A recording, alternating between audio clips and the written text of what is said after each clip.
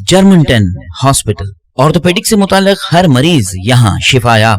बैनुल-अक़वामी शोहरत याफ्ता और इनाम याफ्ता doctor Mir Jawad Zar Khan, senior orthopaedic surgeon, advance operation theatre, ICU, digital x-ray, laboratory, physiotherapy, pharmacy, sharing और प्राइवेट रूम्स, लेडी डॉक्टर्स और डॉक्टर अर्जुमन सुल्ताना गैनकोलॉजिस्ट की खिदमात हासिल। वाजिबी फीस और मुकम्मल सहूलियात से हजारों मुतमईन। एम्बुलेंस से आरास्ता Germanten orthopaedic hospital, pillar number 150, Attapur, Hyderabad. अस्सलाम वालेकुम नाजरीन, खबरनामे में आपका इस्तकबाल है।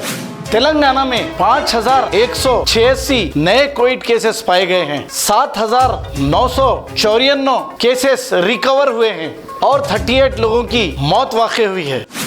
आंध्र प्रदेश के तिरुपति में जेल के गार्ड लक्ष्मण नारायण रेड्डी ड्यूटी के बाद गलती से सर्विस गन का ट्रिगर दबाने से इन्हीं को गोली लग गई और वो मौके पर ही फौत हो गए।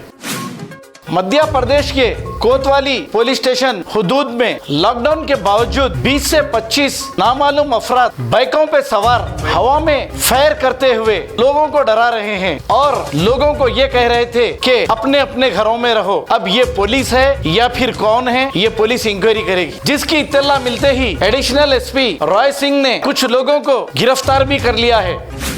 आसाम में बीजेपी की जीत के बाद हेमंता बिस्वा शर्मा को चीफ मिनिस्टर बनाने के लिए चुना गया है, जो बहुत जल्द ऐलान किया जाएगा। दिल्ली में लॉकडाउन मई की 17 तारीख तक बढ़ा दिया गया है। चीफ मिनिस्टर अरविंद केजरीवाल ने किया है ये ऐलान।